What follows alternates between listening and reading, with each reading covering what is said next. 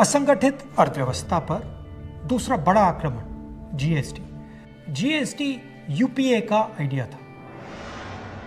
एक टैक्स, कम से कम टैक्स, साधारण सरल टैक्स। एनडीए का जीएसटी बिल्कुल अलग है।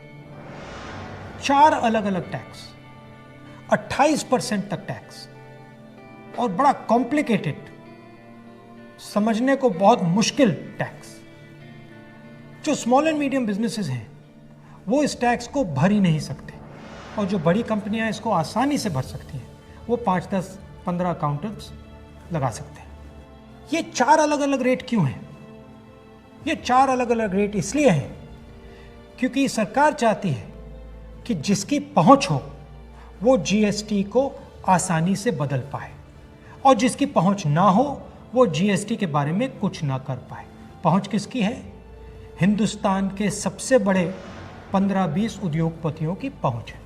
तो जो भी टैक्स का कानून वो बदलना चाहते हैं वो इस जीएसटी रेजिम में आसानी से बदल सकते हैं। और एनडीए की जीएसटी का नतीजा क्या है कि आज हिंदुस्तान की सरकार स्टेट्स को जीएसटी का पैसा ही नहीं दे पा रही है। प्रदेश एम्प्लॉइज को, टीचर्स को पैसा नहीं दे पा रहे।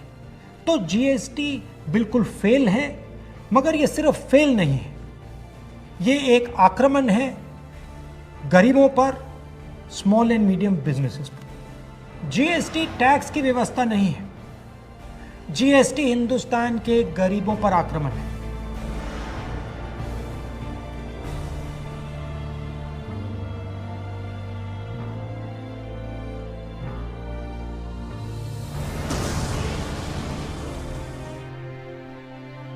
छोटे दुकानदारों पर, स्मॉल एंड मीडियम बिजनेस वालों पर, किसानों और मजदूरों पर आक्रमण है। हमें इस आक्रमण को पहचानना पड़ेगा और मिलकर एक साथ इसके खिलाफ हम सबको खड़ा होना पड़ेगा।